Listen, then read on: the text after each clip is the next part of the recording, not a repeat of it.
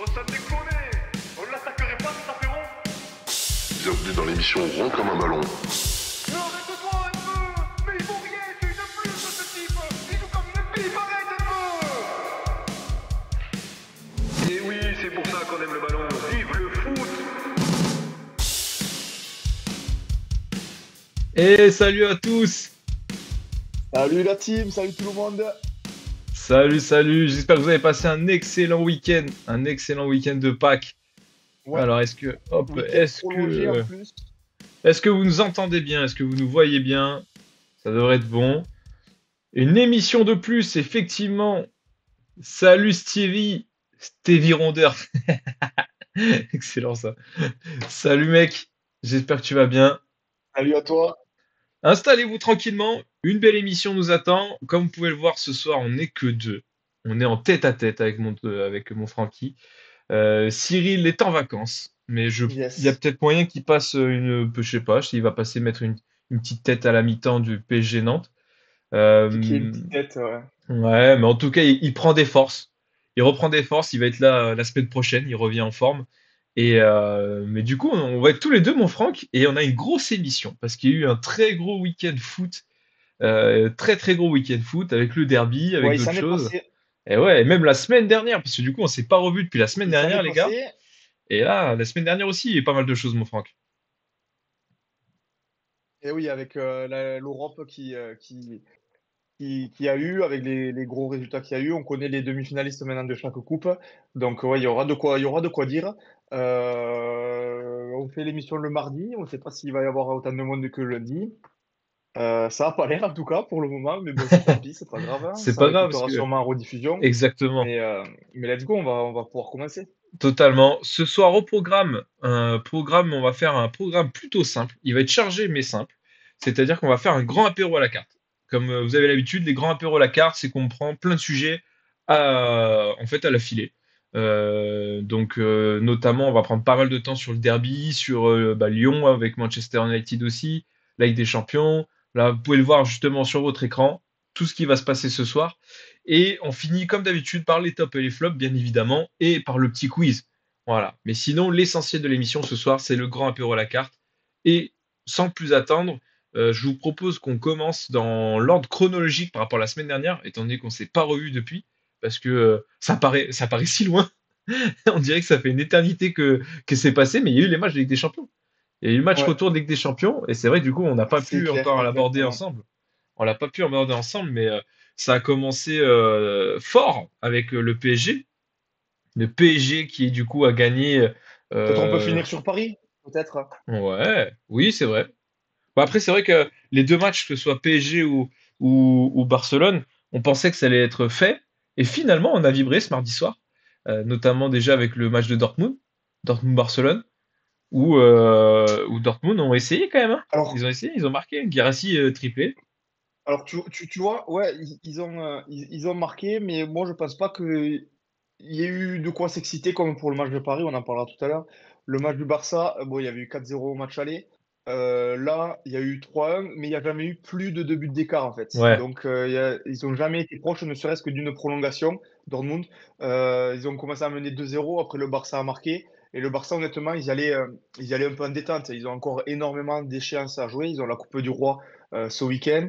Puis après, ils vont enchaîner sur la demi-finale. Ils ont un autre classico à jouer aussi dans 15 jours euh, pour vraiment jouer le titre, même si là, ils ont quand même creusé un peu l'écart.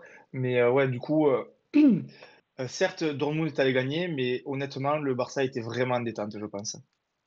ouais, là où tu as raison, c'est que oui, effectivement, le fait qu'ils aient marqué le but à 2-1, ça les a pas laissé, disons que ça n'a pas laissé le temps de Dortmund de tout de suite s'emballer, étant donné qu'ils ont plus marqué le but du 2-1, Barcelone, tout de suite après quasiment tout de suite après le deuxième but de Guirassy. Donc ça les a tout de suite coupés dans leur montée. Et Par, donc, par contre, là où je trouve que le Barça... Vas-y, vas-y, continue. non, non, je disais, donc, c'est vrai qu'ils ont été dans la gestion, surtout le Barça. Ils ont été dans la gestion. Yamal, il n'a pas été extraordinaire, il n'a pas beaucoup couru. Et bien justement, J'ai pas trouvé bon, en moi. parlant de gestion, En parlant de gestion, moi je trouve que Flick a été mauvais dans le management sur ce type de match-là parce que bon, certes c'est les quarts de finale de Ligue des Champions, on sait jamais ce qui peut arriver. On en a connu de remontada quand ça menait 4-0, enfin on en a connu une seule qui m'avait bien fait rire. Mais, euh, mais quand tu sais que tu as autant d'échéances, autant de coupes à jouer encore, pourquoi tu vas t'emmerder à mettre l'équipe type? Parce que là c'était vraiment l'équipe type. Alors comme tu Ouais. dis, Yama, il a pas été bon, machin et tout, parce que les types, ils en avaient rien à foutre de ce match. Pour eux, c'était vraiment pas le plus important. Ils savaient que dans tous les cas, ils allaient passer, qu'ils allaient pouvoir gérer le score. Donc, ils ont levé le pied, alors que s'ils avaient fait tourner, qu'ils avaient mis des joueurs remplaçants, mais eux, ils auraient pu se donner, montrer de quoi ils étaient capables, de comment ils avaient envie. Bon, on sait que dans tous les cas, l'effectif, il tourne quand même au Barça, mais les titulaires, c'est quand même toujours le même 11 type. Et là, ça aurait été l'occasion de donner du temps de jeu aux remplaçants pour laisser justement souffler les stars de cette équipe au vu des échéances, des grosses échéances à venir. Bah, c'est vrai qu'il s'appuie quand même souvent sur les mêmes joueurs, mais oui, mais bah, après, comme c'était quand même le ticket pour la demi-finale de la Ligue des Champions, il fallait quand même pas prendre ce match à la légère. Est-ce qu'il n'aurait pas lancé un mauvais signal à son équipe et à son effectif en faisant beaucoup tourner, par exemple? Non, mais il n'y a pas besoin de faire beaucoup tourner, mais je veux dire, tu peux quand même enlever les joueurs qui ne soufflent jamais, quoi. Ouais, il a mis Gavi et Fermin Lopez, par exemple, d'entrée. Et Martin.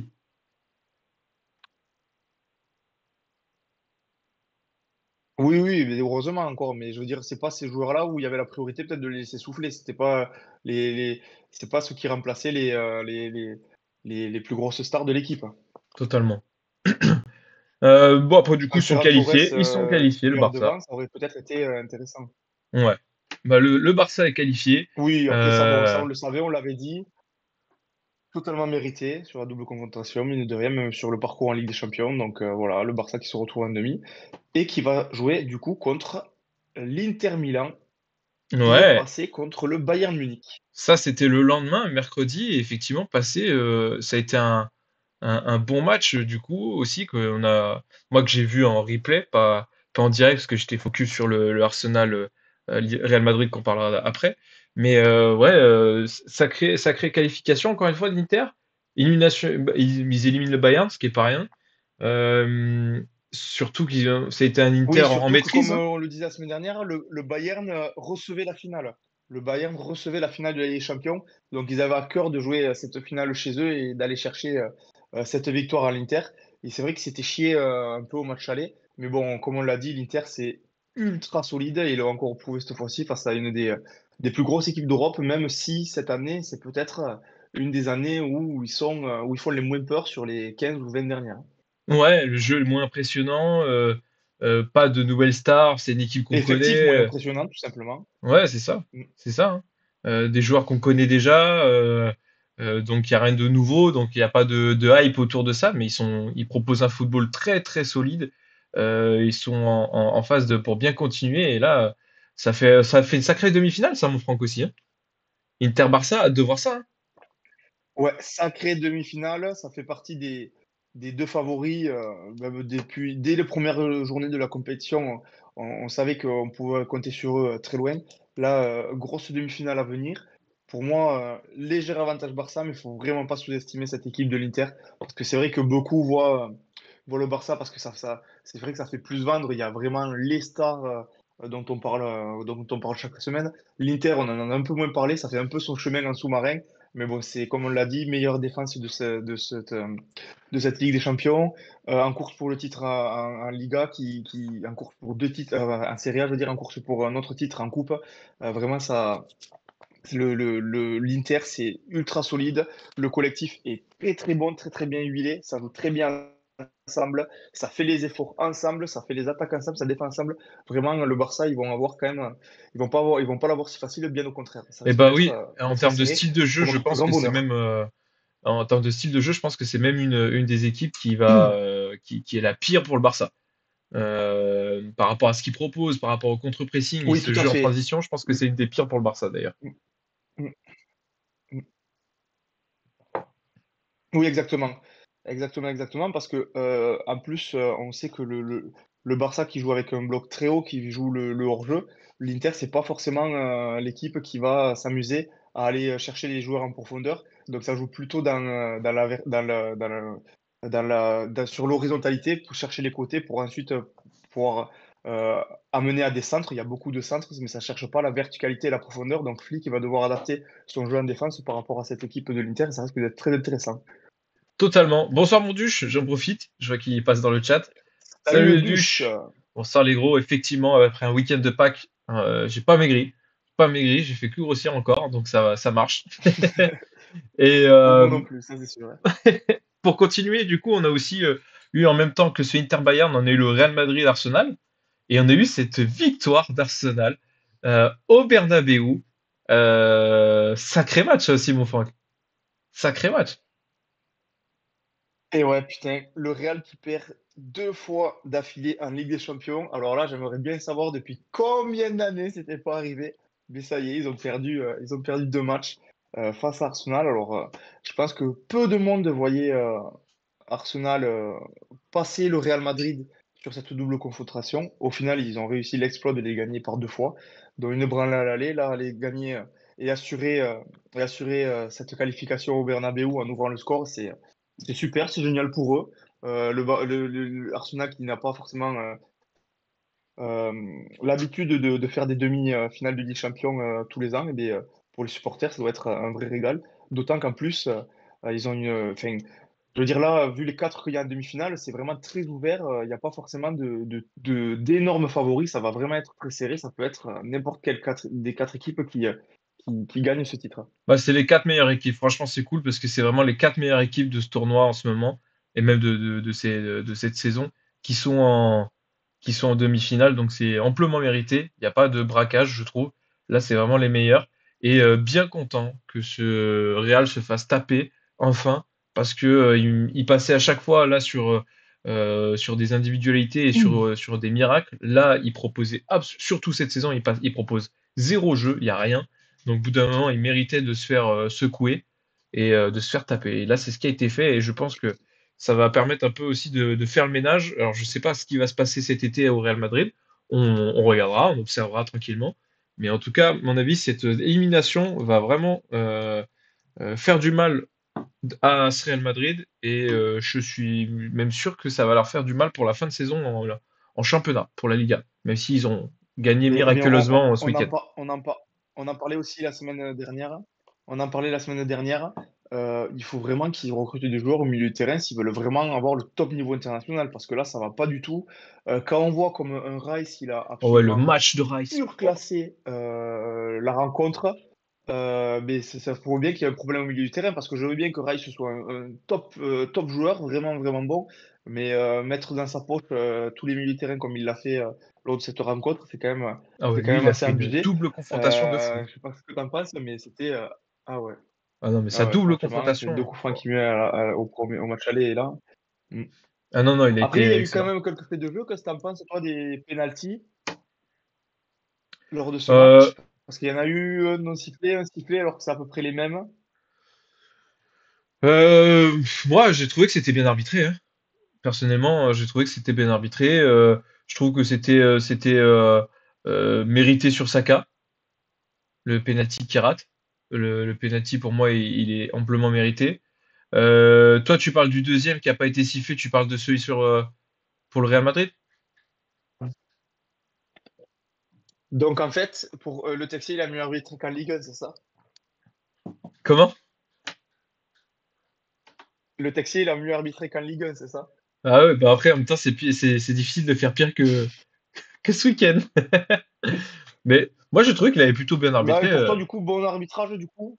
Dans l'ensemble, oui. Après, peut-être le carton rouge, il aurait pu être donné à Rudiger. Rudiger, je sais pas comment il finit le match. Alaba aussi, il a eu chaud.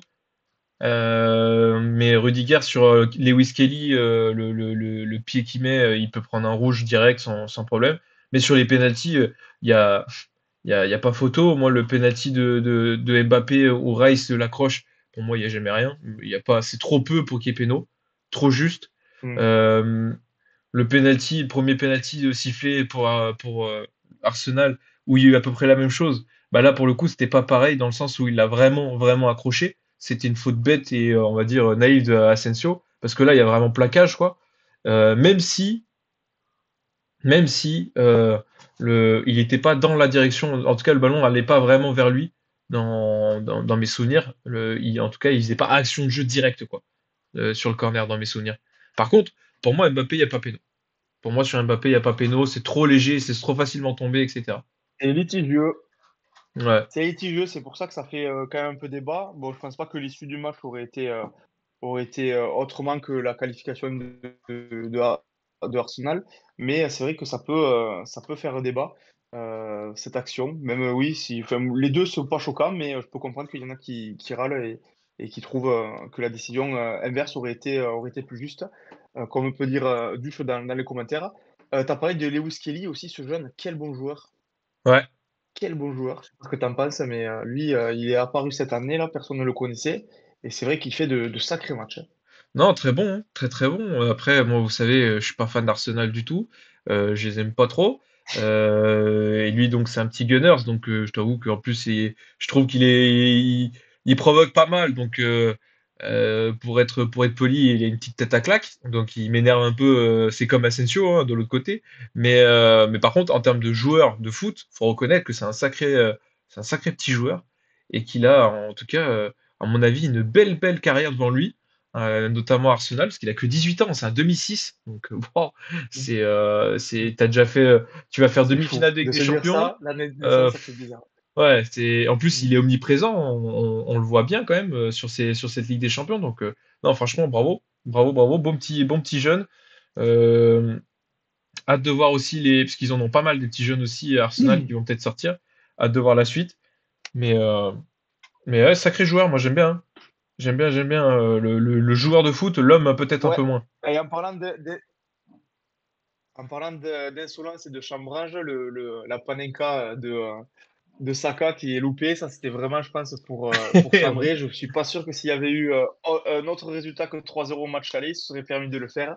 Et je sais pas si tu as vu cette image où à la fin, il y a du À la coup mi-temps, Carvajal ouais. qui va lui parler quand il Putain, rentre au ouais. vestiaire. Et oui, c'est ça, oui, à la mi-temps, et que Saka du coup le pousse. Je pense que Carvajal il a dû lui dire le reste. Ouais, mais je trouve ça débile, C'était, moi. Bah, ça m'a je bien trouve fait ça rire. débile, pote de Carvaral. Déjà que lui, j'aime pas non plus. Donc, je trouve ça débile. Il a raison, Saka, de tenter Je veux dire, tout le monde tente des panenka, tout le monde en a fait. Il y en a plein qui essayent. Et quand ça marche, c'est magnifique. C'est bon, il n'y a pas d'humiliation. C'est pas, il tente de marquer, il marque, et voilà. Il est l'autre, il se prend pour qui? Tu fais pas ça. Non, mais c'est bon, mon grand. Calme-toi, c'est la Ligue des Champions, justement, c'est dans ces matchs-là qu'il faut les faire, sinon ça sert à rien de les faire à l'entraînement. Donc, non, je trouve ça débile qu'il intervienne, c'est juste pour faire le barbeau Exactement. encore une fois. Bon, ça montre encore une fois qu'il a pas de cerveau, donc on n'apprend rien là-dessus. Oh, oh, mon Sergio! Salut Sergio, bienvenue.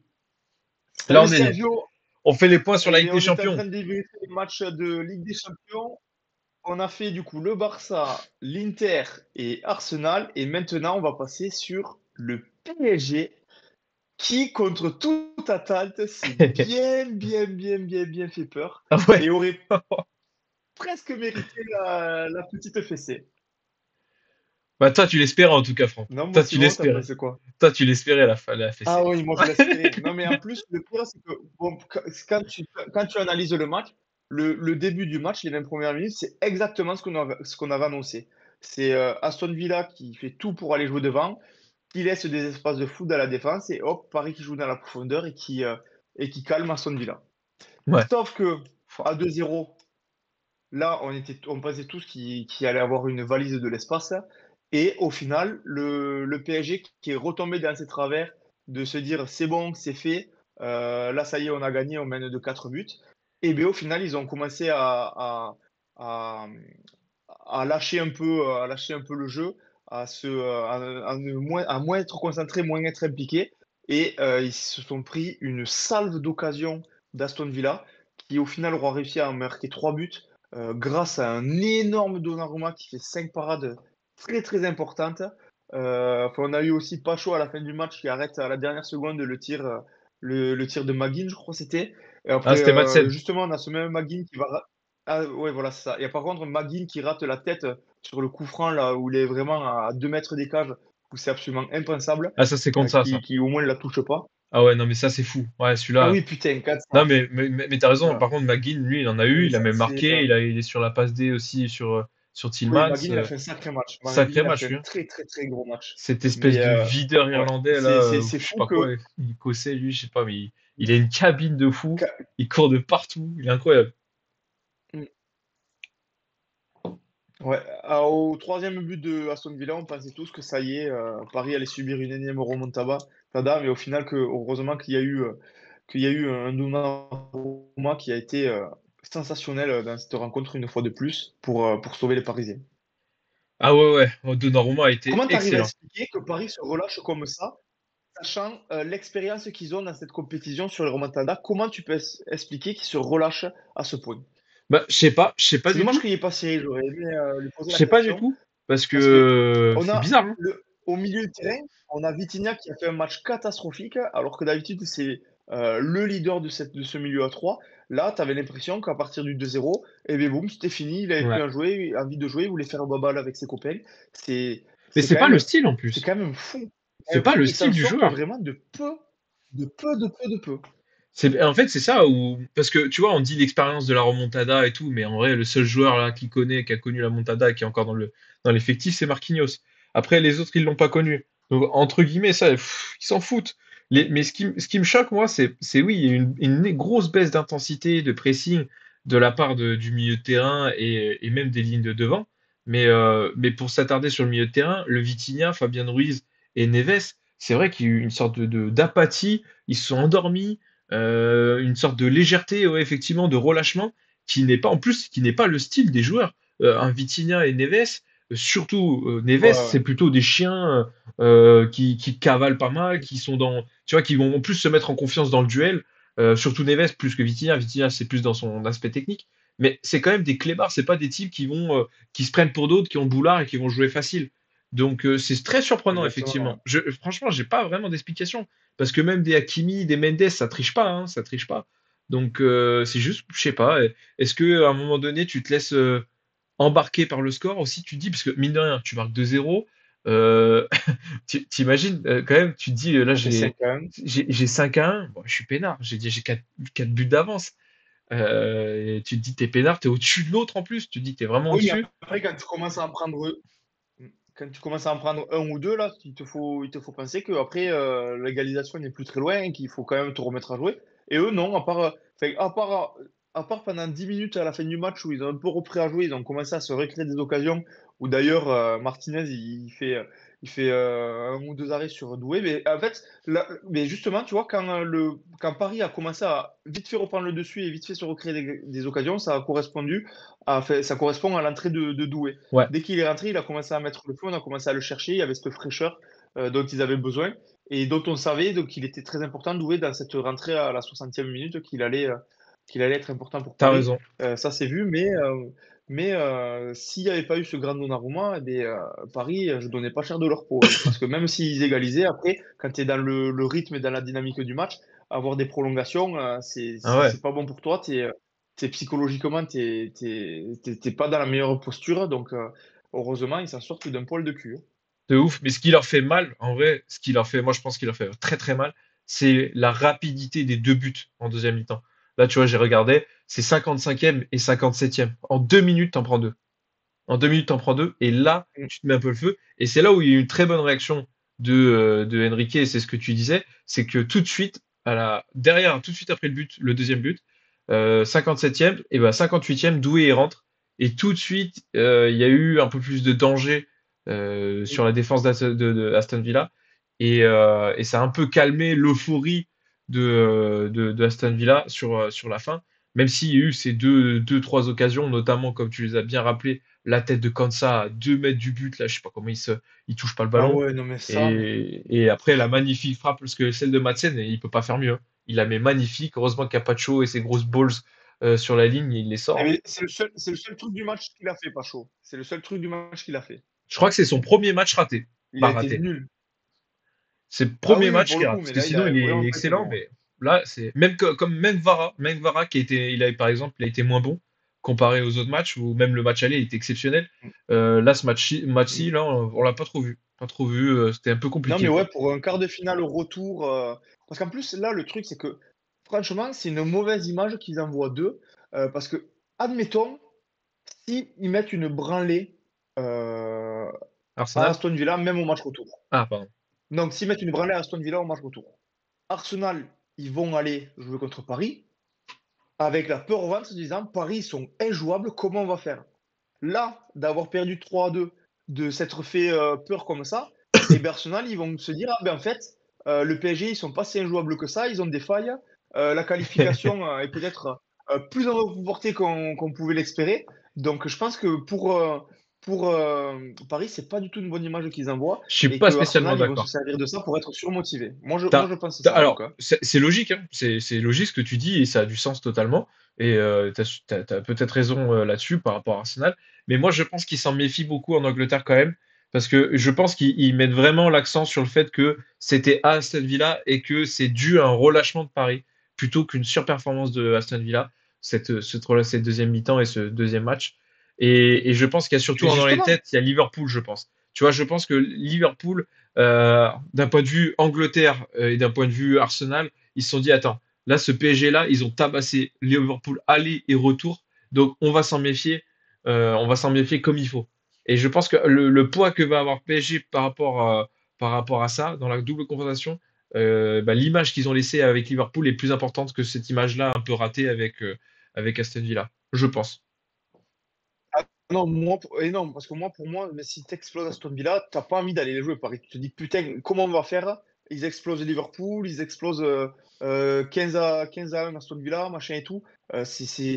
Tu vas, tu te chies dessus. Là, maintenant, tu te dis, ah ben en fait, ils ont des failles, ils ont des failles. Ils arrivent à, même quand ils sont bien, à se relâcher, à ne pas être concentrés. Donc, il va falloir exploiter ces failles et être encore plus surmotivé que d'habitude. Et je pense qu'Arsenal va jouer sur ça. Et là, ils ont moins peur que s'ils avaient foutu une valise à Aston Villa. Oui, oui, non, après, ça a du sens, ça. Et surtout, je pense que au-delà de ça, je pense qu'Arsenal va beaucoup plus s'appuyer sur leur expérience face au Real Madrid et s'appuyer sur ce qu'ils ont fait d'excellent face au Real Madrid, plutôt que de ce qu'a mal fait le PSG.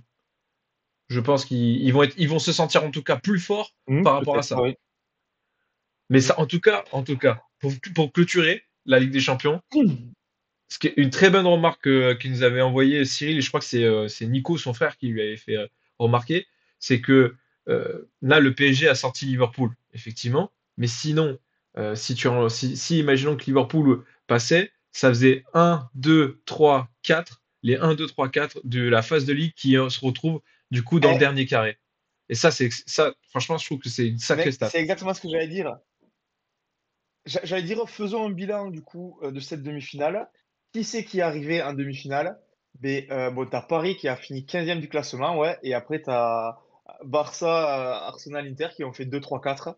Ouais, et les 15e qui arrivent en demi-finale, c'est ceux qui ont éliminé les premiers. Donc en fait, mine de rien, on voit que la logique est respectée, en fait, la logique des poules est respectée, et que les meilleures équipes sont au bout, hein, parce que bon, pour éliminer la numéro 1, il faut être la meilleure équipe, hein, et ce qui est Paris Ah depuis le oui, début de l'année, ça on le sait tous.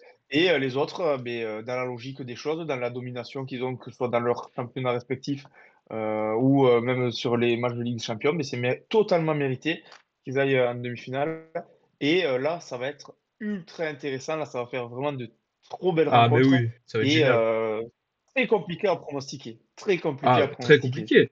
Très, très compliqué, parce que comme tu l'as dit, c'est vraiment les meilleurs aujourd'hui. Je pense que tout le monde dans le chat peut être d'accord. Tous les suiveurs de foot sont d'accord pour dire que les quatre équipes qui sont actuellement en demi-finale, c'est les quatre équipes qui proposent le meilleur football, ou en tout cas qui Meilleure sont équipe du les monde, ouais. meilleurs actuellement. Là, il n'y a pas photo. Il n'y a pas un braquage, il n'y a pas un, comme l'année dernière, un Dortmund qui se faufile par le biais de, on va dire, du parcours. Là, c'est vraiment les quatre meilleurs qui sont là. Et Arsenal PSG. En plus, c'est que des demi-finales qu'on n'a pas vues. En plus, c'est que des matchs, des confrontations qu'on n'a pas vues depuis très longtemps, euh, avec des dynamiques Et tu vois, différentes. en plus, C'est top. ouais, ce système-là aussi de Ligue des Champions, ça permet que justement le 1, 2, 3, 4, ils ne se rencontrent pas. Et c'est ce qui permet aussi qu'ils arrivent en demi-finale. Ouais. C'est pas un tirage au sort où tu aurais eu un Barça contre l'Inter en quart de finale. que choisir ou un huitième de finale. Oui, bon, après, si après une des meilleures équipes d'Europe se réveille parce qu'elle finit 15e, ces connards aussi, ils peuvent peut-être avancer avant, plutôt que après d'aller taper le numéro 1. Voilà, ça m'arrangerait. Parce que de finir premier pour se faire taper par la Euh, meilleure équipe d'Europe qui finit 15e, ça casse les couilles, ça. Putain, ça, je putain. m'en remettrai pas, ça. Ils nous ont tabassé là-dessus. Mm. Allez, on va Bon, allez! enchaîner. On a fini ce point de lycée. On a pris un peu de temps. C'était le gros sujet de la semaine. Il s'est passé un truc de fou. Tu l'as bien dit dans le titre aussi, jeudi. C'était le match entre United et Lyon. Parce qu'il y avait aussi les quarts de finale d'Europa League. Bon, on va faire un petit point peut-être vite fait sur les demi-finales à venir. Mais le gros match Waouh, surtout pas les Lyon. qu'il y a eu, c'était Incroyable. United-Lyon. Non, mais ce match de fou. Exceptionnel. Ce match de fou. Du jamais vu, hein. Non, franchement, non, vraiment un match de fou. Je me suis mis devant ce match. Franchement, jeudi soir, je me fous sur le canapé. Je me fous le Manchester United Lyon. À aucun moment, je me doute de ce que je vais vivre ce soir-là. Parce que moi, vous savez, je suis supporter de Liverpool. Du coup, je déteste Manchester United. Lyon, je les porte pas forcément dans mon cœur non plus. Mais là, ce match-là, mais j'ai vibré. J'étais pour Lyon, du coup. Mais j'ai vibré de fou. Le À match moi. était incroyable. Ah bah ouais. Franchement, le match était incroyable. En plus, ça jouait bien. United, qui sont très mauvais ces derniers mois et encore ce week-end, qui ont été mauvais, et bah, la première mi-temps qu'ils proposent, elle est de bonne qualité, elle est de bonne facture. Ils font une bonne première mi-temps. D'ailleurs, ils marquent deux buts en plus très jolis. Surtout le premier, avec une belle construction. Donc tu te retrouves à la mi-temps à 2-0. United 2-0, tu te dis putain, Lyon c'est mort, donc ça va être très compliqué, surtout qu'ils sont plutôt Attends, mauvais. je fais une petite aparté sur ça parce que Vas-y, justement, vas-y. la semaine dernière, on disait quoi? On disait quoi la semaine dernière quand on faisait les pronostics? Moi, je disais c'est impossible que Lyon aille gagner à United. Ouais. Ils vont se prendre, ils vont perdre. Et vous disiez non, nous on y croit, Lyon ils peuvent faire la surprise, United est pas bon et tout. Et moi je disais mais putain, mais les gars, c'est United, dès qu'ils sont pas bons en première ligue, la première ligue de base, elle éteint la Ligue 1. Donc il y a absolument aucune équipe qui peut aller à Old Trafford comme ça et penser pouvoir se qualifier. Surtout que United, maintenant, ils ont plus que ça à jouer, tu vois. Donc, quand United mène 2-0, moi, j'étais là, je préparais ce que j'allais dire aujourd'hui. J'étais là, mais je vais les démonter, les gars. Je vais leur dire, mais d'où vous avez pu croire que Lyon allait gagner contre United? Et là, la seconde mi-temps se passe. Et là, je vois égalisation. Et là, je suis là, je dis, mais non, mais c'est pas possible. C'est pas possible. Me dis pas que Lyon, ils vont faire l'exploit. C'est pas possible. En plus, moi, je voulais absolument que Lyon perde. Et en plus, du coup, fin du match de 2. Est-ce que déjà, sur cette fin du match, tu as quelque chose à dire avant qu'on passe aux prolongations? Comment? Ça a coupé. Est-ce que tu as quelque chose à dire juste sur le match, sur les 90 premières minutes avant qu'on passe aux prolongations? Non, non, rien de spécial. J'ai bien aimé leur réaction. Ils ont été Parce que, moi, j'ai trouvé très parce que solide au voilà, milieu de terrain. bonne réaction de Lyon, du coup. Tolisso exceptionnel, encore une fois. Bonne réaction. Tolisso, très bon. Et justement, quand il prend un rouge, moi, du coup, qui suis contre Lyon, j'étais hyper content. Je me dis, bon, là, ça y est, c'est foutu. Ils perdent leur meilleur élément. Et on passe aux prolongations. Et là, tu vois pas que Lyon commence à mettre deux buts à 10 contre 11 à Old Trafford.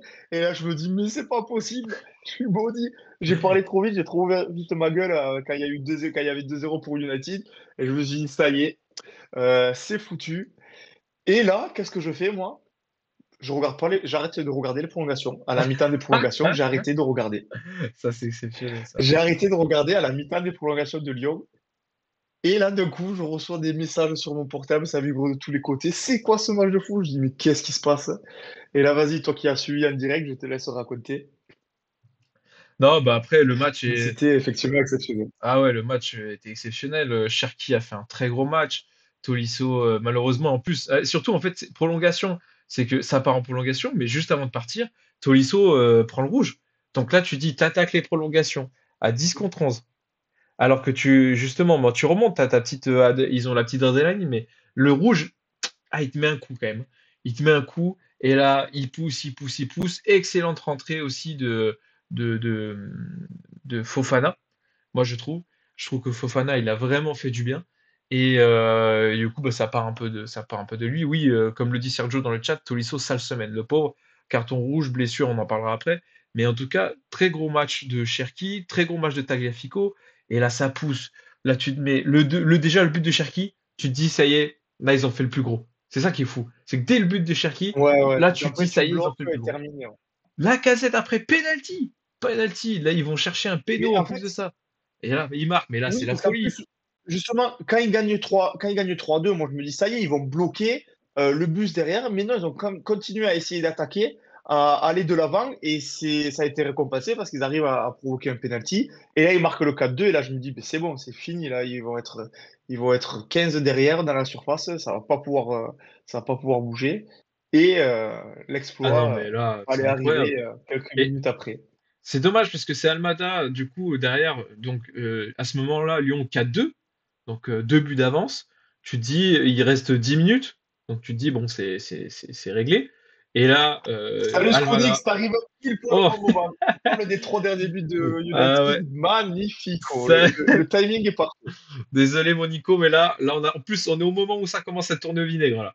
Et c'est le moment où, là, tu vois, j'allais te parler d'Almada qui avait fait plutôt un bon match et qui fait ce penalty un peu bête en tapant dans le pied de je sais plus qui d'ailleurs, que Fernandez, du coup, va marquer, qui transforme facilement 104e. Et là, ça commence un peu à chier dessus.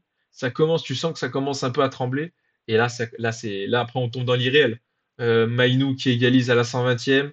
Et 1 minute après, Maguire. Maguire. Non mais voilà. Non mais là c'est l'irréel. Après là, moi à partir de cette égalisation, Maïnou, c'est irréel. Ce qui est en train de se passer, c'est irréel. Et c'est deux fautes très graves en tout cas de Niakate. Et je crois que la première c'est sur Ah, mais Maïnou, c'est Mata. complètement. Je crois que c'est Mata qui fait n'importe quoi. Mais défensivement, c'est une catastrophe. Techniquement, Mais de tout le ouf, placement, comment tu peux laisser Maguire derrière toi, 10 mètres derrière toi, faire une tête tout seul là dans la surface? Mais non quelle ouais. honte! Bah, c'est surtout après tout ce que tu as fait. Tout ce que tu as fait, quand même ils ont fait quand même un plutôt bon match, la charnière. Un bon match. Ouais, je sais pas exactement, mais en gros, ils ont été dans la solidité, ils vont faire l'effort, ils sont à 10 contre 11. Tu marques à 2, tu fais le plus gros. Et c'est con. Franchement, c'est con. Sur trois conneries, parce que le penalty, c'est une connerie. Pourtant, de Almada qui fait un super match. Et je crois que le but de Maïnou, je crois que c'est Mata. J'ai peur de dire une connerie, mais ils me diront dans le chat. Mais je crois que c'est Clinton Mata qui fait une connerie sur le placement. Et le dernier sur Maguire, c'est Niakate qui se chie complètement dans son duel en laissant 1 mètre à Maguire et en essayant de jouer une sorte de pseudo-faute, une pseudo-poussette. Mais à ce moment-là, tu n'as pas le droit de te permettre ça et de prendre cette liberté de prendre un tel risque en tout cas. Et là, de perdre ce match comme ça, mais ça a été le coup de matraque qu'il fallait pas pour, euh, pour Lyon. Parce que là, ça va Quelle compromettre honte! pour la fin de saison. Ça va compromettre pour la fin de saison. Parce que là, ça nous permet d'enchaîner. On va enchaîner sur le derby. On enchaîne sur ce week-end. Qu'est-ce que t'en penses, mon frère, qu'on enchaîne cash? On C'est va un- enchaîner sur le derby, ouais, tout à fait. On Parce va que enchaîner parce que l'entre-deux, on du va parler coup, de l'entre-deux, entre les deux matchs. voilà. Je sais pas si tu as vu, mais en tout cas, toutes les sorties un peu de conférences de presse, même sur les réseaux, les indiscrétions, comme quoi Cherki avait envoyé un message sur le groupe des joueurs en disant, les gars, c'est pas grave, on a fait un grand match de bonhomme, on va se remobiliser et on va aller chercher ce derby, on se relance pour la Ligue 1, etc. Mais donc, t'as une sorte de quand même de remobilisation, un petit coup de com pour essayer de remobiliser tout le monde et arriver à Saint-Etienne pleine bourrique. Mais le coup, en fin de compte, il a été terrible. Le coup, là, quand on voit ça, ce derby-là, le coup a été terrible. Là, je te laisse la main pour parler du derby, mais fort. Ah, ben là, la semaine, là, moi, je suis supporter de Lyon, effectivement, c'est pas qu'une mauvaise semaine que je passe, c'est un mauvais mois. C'est là, ouh là là, là, hier matin, ça a dû être compliqué. La nuit a dû être difficile entre dimanche et lundi pour les supporters lyonnais. Euh, Tu te prends une remontada qui n'existe pas en Europa League. Tu dois enchaîner sur le derby, ton match le plus important de l'année pour la course à l'Europe, ça fait longtemps que t'es pas revenu, que t'as pas joué à la Ligue des Champions contre les types qui en jouent pas une de toute la saison. Et tu vas du coup perdre le match parce que le match a été perdu, alors qu'il y a eu énormément de polémiques pendant le match, et on Ouais, va en ouais, parler. ouais, C'est c'est pour le pas mal. mental des joueurs, là, effectivement, c'est assez catastrophique. Il va vraiment falloir une remobilisation. Je sais pas comment ils vont se remettre de ça, mais c'est vrai qu'en plus, là, depuis du coup dimanche, en plus, ça fait que se plaindre. Et quand tu te plains, t'es pas là en train de te remobiliser et de te redonner du mental. Donc ça risque d'entraîner dans une spirale parce qu'en plus, tout le monde le sait, que que le rouge il doit y être et tout, mais plus tu vas râler, plus tu vas aller te plaindre, plus tu vas aller dire ouais, c'est pas normal, on aurait dû gagner, on aurait dû avoir ça et tout. Et ben t'es pas dans la démarche mentale de te remettre à travailler et de te remettre à aller chercher tout, euh, tous les tout ce qui te faisait bien jouer depuis ces dernières semaines et Ouais. tout ce qui te faisait gagner des matchs. Donc ça va être compliqué là. Là, ouais, bah, du coup, je te propose qu'on s'attarde maintenant vraiment plus au match, au derby en tant que tel, et on va aborder tous les aspects de ce derby avec le scandale, l'arbitrage, l'arrêt de match. On va tout aborder. On va tout aborder. On va prendre le temps. Surtout qu'en plus, on a nos copains lyonnais, supporters lyonnais avec Nico qui est là, qui va débattre avec nous. Je vois qu'il a déjà un peu commencé en parlant de physique, en parlant de Fonseca, etc. Déjà, ça commence avec la compo. Avec la compo, une Et compo déjà, plutôt tu as classique 120 pour. minutes dans les pattes. Ouais. Vas-y, pardon, excuse-moi, on est en décalé, c'est pour ça, des T'as fois, 120 on minutes parle dans les dessus. pattes, c'est vrai que c'est pas bon. Ouais, mais je suis désolé. Mais Non, c'est non, vrai c'est que pas grave. oui, la compo, ouais, plutôt classique, mais quand tu as 120 minutes dans les pattes, c'est vrai que c'est compliqué. Surtout que tu sais qu'en face, eux, le derby, eh ben, c'est leur seul match de l'année où vraiment ils peuvent essayer de faire plaisir à leurs supporters et tout. Bien qu'ils jouent le maintien et qu'il va être compliqué à aller chercher, quoique maintenant, avec cette victoire, il est proche. Mais tu sais que eux, ils vont envoyer du bois, ils vont aller au contact, ils vont pas avoir peur de mettre le pied, bien au contraire. Et bien, quand tu as 5 minutes de patte et que tu es lyonnais, tu te dis, ça va être. Déjà, ça va être compliqué ce match. Mais après, tu dis que normalement, il y a tellement d'écarts techniques que ça devrait le faire. Mais non, on a vu Lyon qui était inexistant.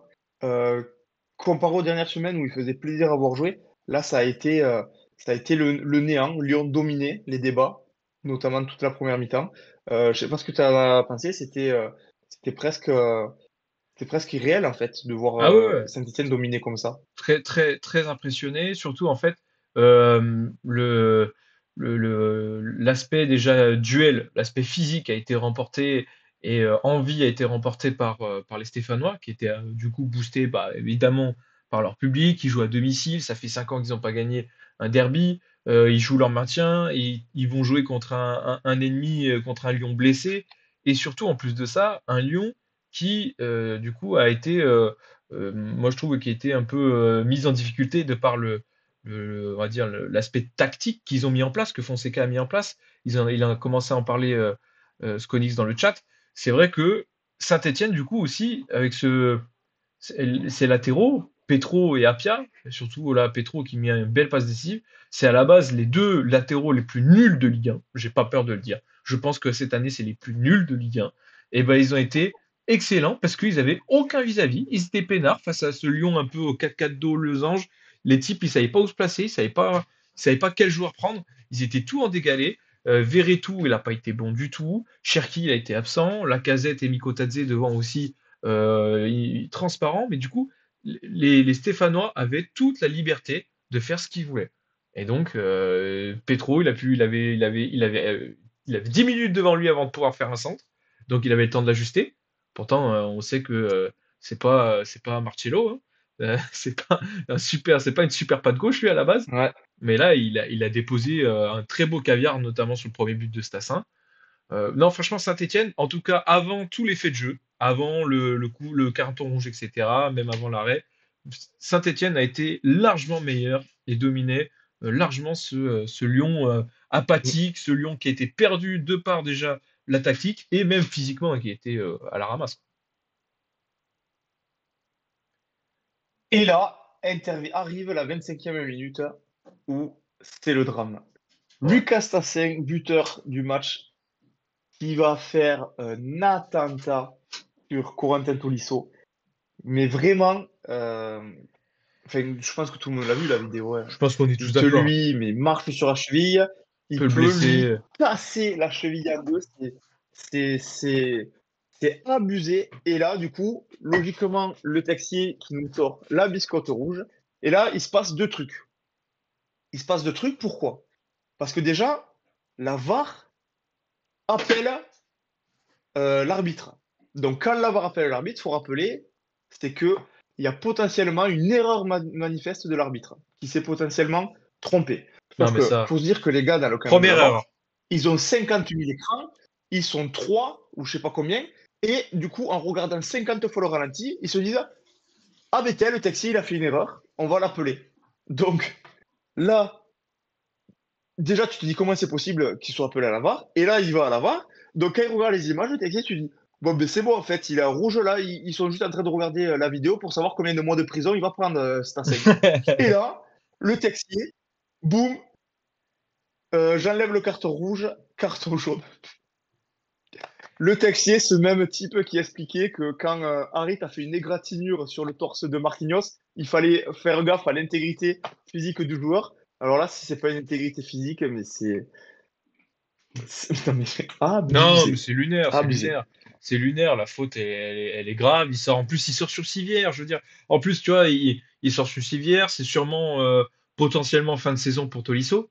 La blessure serait pas grave à ligament, Non, etc. Mais en on a eu des torse, du nouvelles genou. de, Ah ouais? il en a que pour 2 semaines au final. Il s'en sort hyper bien. Apparemment, d'ici 2 semaines, il devrait revenir sur le terrain. Mais c'est vrai Mais que malgré les ça, images, quand tu les vois, tu dis c'est bon, fin de saison. Et là, il en a pour un. Enfin bref, peu importe combien de temps ça dure, eh oui. c'est quand même un Mais sketch. Le Texier, je sais pas qu'est-ce qu'il y arrive en Ligue 1. pète un plomb. Entre ça, le Singo, quand il fout le pied sur la face à Donnarumma aussi, qu'il y a pas rouge, c'est du vrai n'importe quoi. On en a parlé surtout en début de saison. C'est vrai que ça faisait quelques semaines, on n'en parlait plus trop de l'arbitrage. Mais là, encore une fois, c'est fou de se dire. En plus, quand tu regardes l'image 50 fois, parce que c'est ce qu'il fait pendant le ralenti, de se dire, tiens, je vais enlever le rouge. Je n'arrive pas à comprendre. Je Non, non, n'arrive pas mais à comprendre. déjà, la VAR, ils ont fait n'importe quoi. Oui, le dit bien Sergio, en plus, ils ont transmis là, ils ont diffusé la communication de la VAR. Oui. Et les explications, mais elles sont bancales. Il dit non, mais sur le pied, il est pas si haut, machin. Non, mais c'est n'importe quoi. Oui, en plus, c'est vrai, Ouais, attends, oui, et je donc, revois bon, Nico dans le ça. chat, il a raison. Il a raison.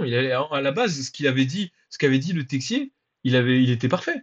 Sur la première, avant, tu vois, quand ils mettent quand ils diffusent la discussion, tu Ah oui, la l'entends dire, première ouais, analyse, oui. la première analyse, elle est archi bonne. Et tu vois, ils ont tout remis en question. Oui, donc ça, premier effet de jeu. Donc au final, Joan pour Sassin qui continue de jouer. Donc là, le match se déroule.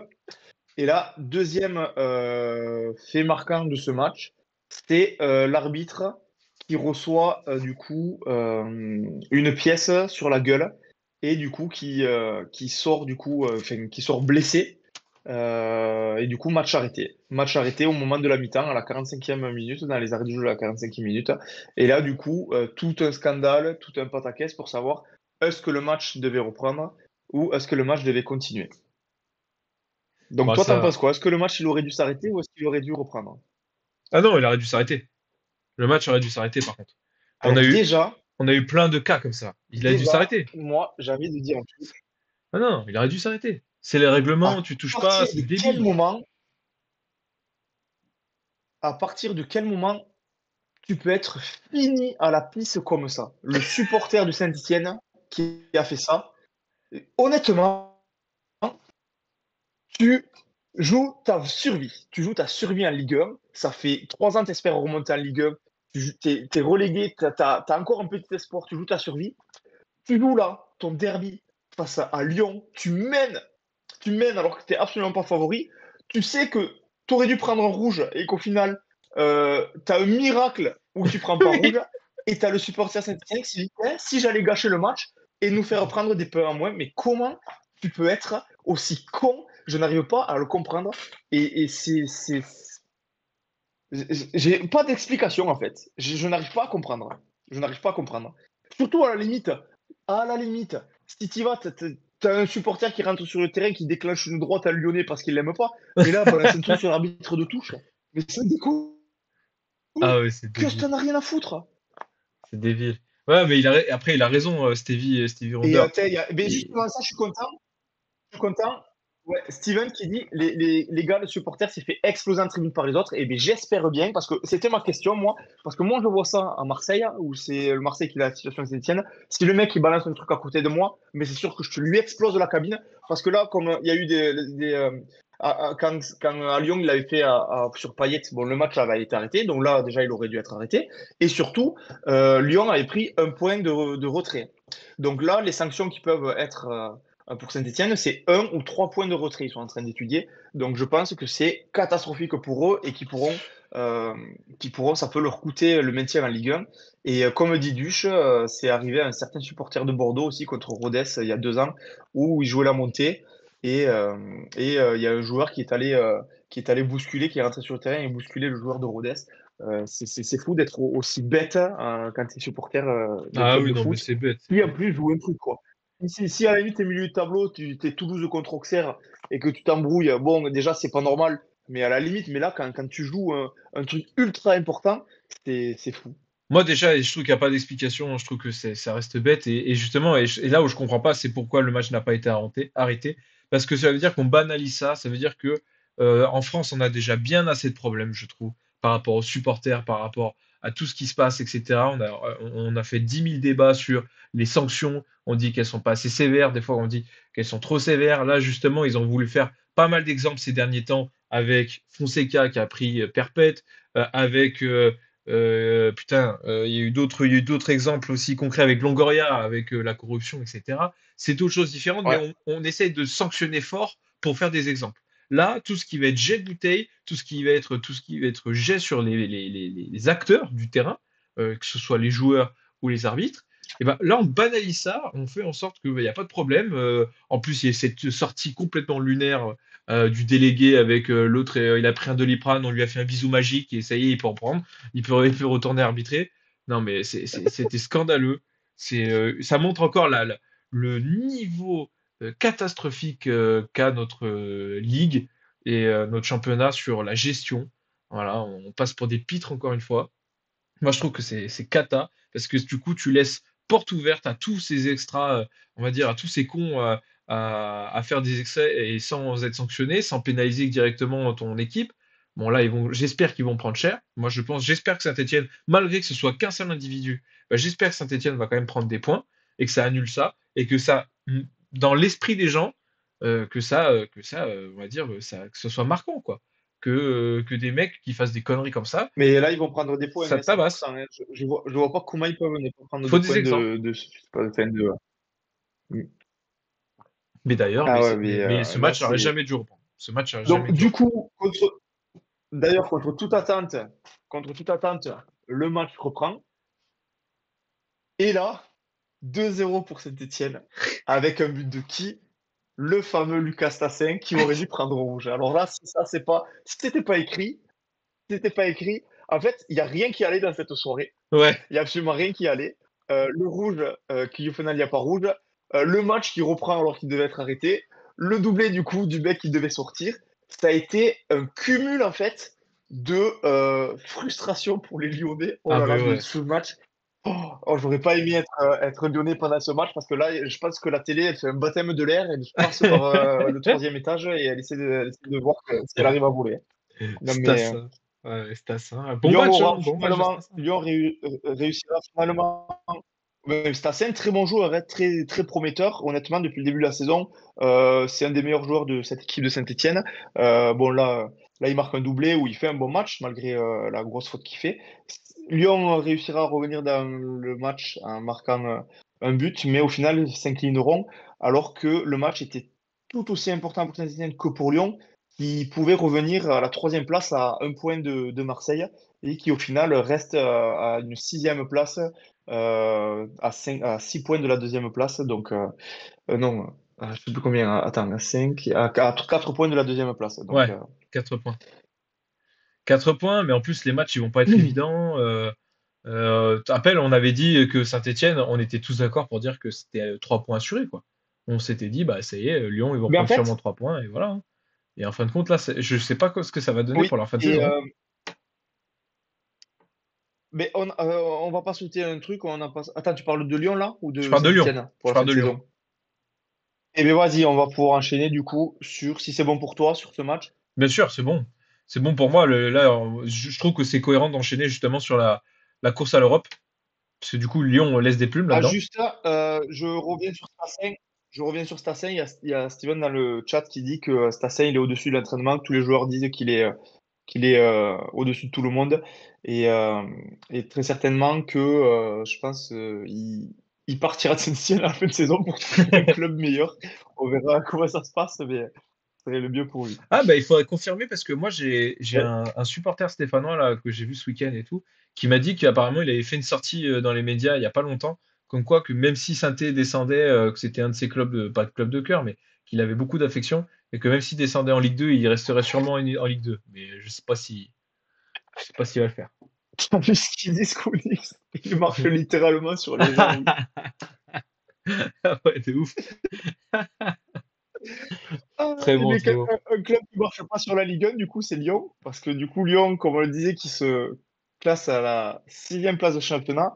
Alors, le championnat est toujours très serré pour Ouais. cette course à l'Europe, hors PSG, bien sûr. Ça se joue en 4 points entre la deuxième et la septième place. Là, Lyon perd 3 points importants qui leur étaient presque assurés. Je pense qu'ils devaient les compter, ces 3 points, dans les points à venir pour le reste de la saison. Donc là, ça risque C'est d'être ça qui est dur compliqué avec parce cette que Ligue 1. de, Dans ce jeu des pronostics. heureusement, heureusement pour eux, Monaco et Strasbourg ont fait match nul, ce Ouais. qui a d'ailleurs permis à Marseille de repasser devant. Mais c'est quand même fou, tous les clubs qui perdent des points face à des petits. Parce que moi, je vois que ça se foutait de la gueule de Marseille. D'ailleurs, à juste titre, hein, parce que sur Ouais. les 8 derniers matchs, Marseille a perdu 5 matchs sur les 8 derniers. Ce qui est catastrophique. Donc, on se faisait insulter à juste titre, mais on est second de Ligue 1, les gars.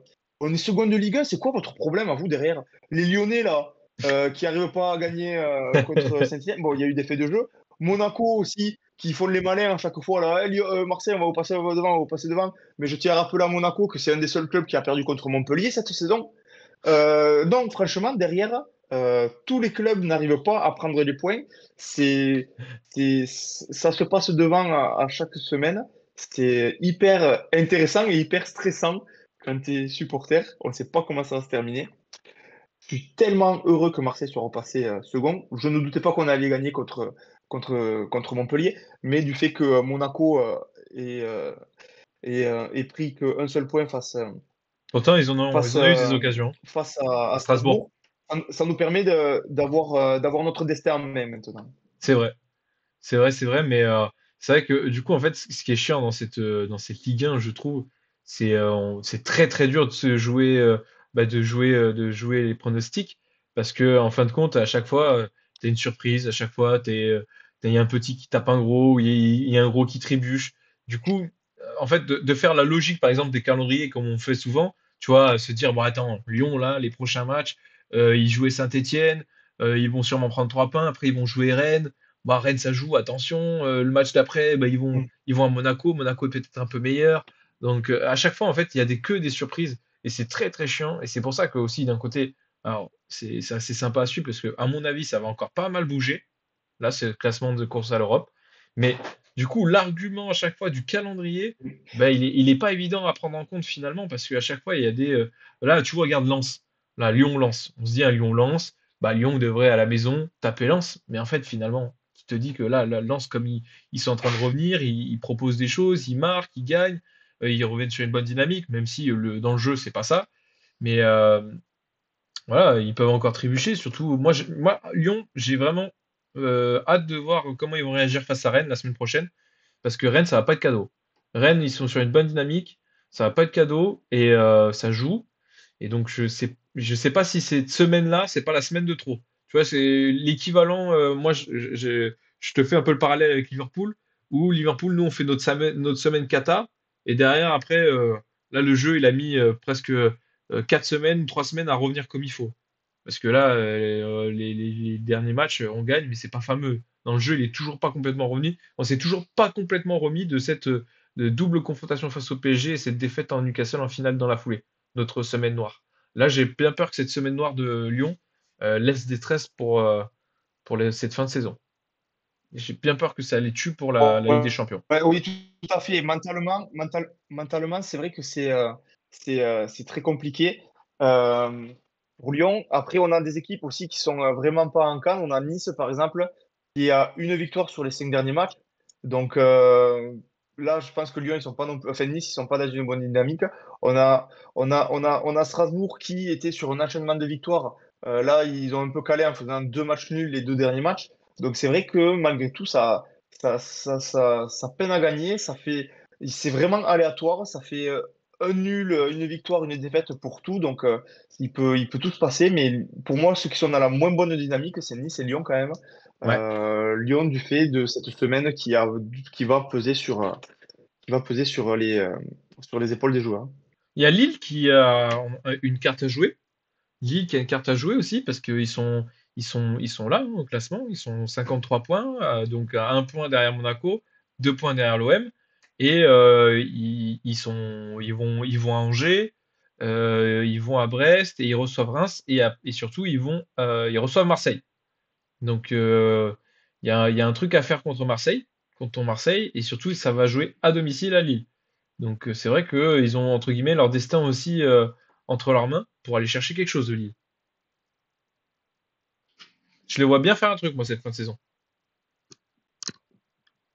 Oui, tout à fait. De toute façon, moi, c'était un club que j'annonçais en début de saison. Au niveau de l'effectif, je trouve que c'est quand même très fort. Au niveau du jeu proposé en début de saison, c'était très fort. Ils ont eu une grosse période de creux début d'année 2025. Là, ça revient bien. Ils profitent des contre-performances des autres joueurs autour d'eux pour venir se classer quatrième à seulement 2 points de Marseille. Eux qui avaient perdu aussi des points bêtement, ça faisait partie des clubs qui avaient perdu contre Saint-Étienne. Ils ont perdu, je crois, à domicile contre Le Havre ou contre Angers, je sais plus, enfin, un club de Pins. Mais là, il reste sur 2 victoires d'affilée. Et quand tu prends 6 points de journée dans cette course à l'Europe, c'est absolument génial parce qu'il n'y a absolument personne qui le fait en fait. Il n'y a personne qui est sur 2 victoires d'affilée sur les 3 derniers matchs là. Donc ouais, Lille, bonne dynamique aussi, eux, contrairement à Nice et à Lyon. Ouais. Bah écoute, on va voir ça en plus dès la semaine prochaine avec le PSG Nice, il y a Lyon-Rennes, Le Havre-Monaco. On va suivre ça attentivement parce qu'il y a encore des trucs à jouer. On n'a pas oublié Strasbourg. Strasbourg qui est toujours là avec Lyon, à voir ce que ça peut donner pour monter Ah un oui, peu. hein, ouais, ils sont aussi à 4 points de Marseille, hein. Ah ouais, Ils ont ça peut aller 51 vite, points, hein. tout comme Nice et comme Lyon. Donc, faut vraiment pas les oublier, même si bon, c'est une Ils- équipe qui donne moins envie, qui on se dit ils peuvent pas le faire de par des noms qui sont moins clinquants dans l'équipe, mais au final, comme on l'a vu ces dernières semaines, ça propose du beau jeu et ça fait de beaux résultats. Là, ils ont réussi à ne pas perdre à Monaco, chose que peu d'équipes arrivent à faire quand même cette saison. Donc, En non, sachant franchement, que il leurs faut quatre vraiment derniers pas matchs, sous-estimer Strasbourg dans ils cette jouent, fin ils de saison. jouent, ils jouent les 4 derniers matchs, ils jouent Saint-Étienne, Angers et Le Havre. Et il y a PSG là-dedans, par contre. Mais sinon, Strasbourg, ils jouent Saint-Étienne, Angers, Le Havre. Ça, je veux dire, c'est largement abordable pour eux, quoi. Mm. Oui, tout à fait. Parlons de Euh, la course au maintien cette ouais, fois-ci. très, très bonne idée, mon Franck, très bonne idée. Justement, Saint-Étienne qui a laissé des plumes, qui a laissé des plumes, qui a gagné 3 points, mais j'espère qu'ils vont pas laisser des plumes avec des sanctions, on va dire, administratives par leurs conneries. Parce que là-dessus, ça va être important. Chaque point est important, notamment Le Havre, Angers et Nantes aussi. Nantes qui se fait peur, Reims qui est en gagnant par 13e à 32 points. Donc, c'est pas fait, mais euh, ils ont une petite avance. Là, les plus en danger, bah, bien évidemment, ça va être Nantes, Angers, Le Havre et Saint-Étienne. Et Nantes qui, en plus de ça, est en train de perdre.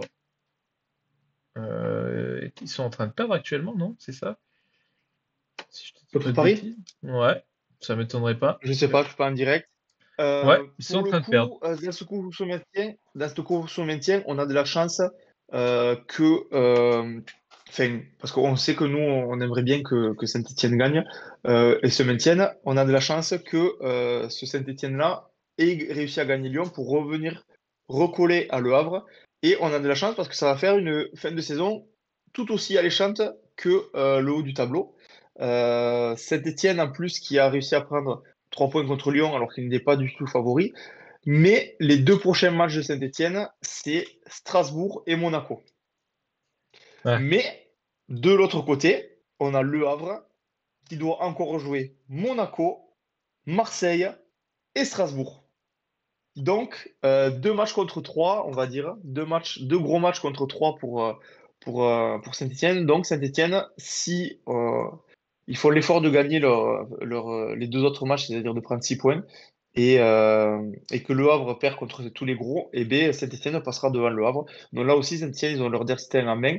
Et une victoire comme celle contre Lyon va les rebooster à mort, mais Ouais. vraiment à mort.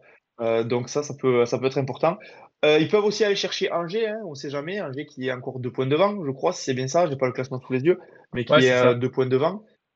Donc Angers Trois aussi qui trois leur points, reste pardon. encore de grosses échéances. Donc je pense que ça va être serré. Je pense que Reims, ça y est, ils ont sorti la tête de l'eau maintenant.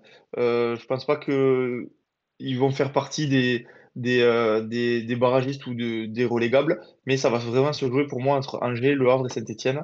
Et dans la dynamique, là, surtout avec le boost de fou qu'ils ont pris, Saint-Etienne a un léger avantage, Ouais. malgré les matchs contre Strasbourg et Monaco à venir. Et les derniers que t'as pas abordés, Angers, dans les calendriers, Angers, lui, il va recevoir Lille, ils vont à Nantes, ils reçoivent Strasbourg et ils vont à Lyon.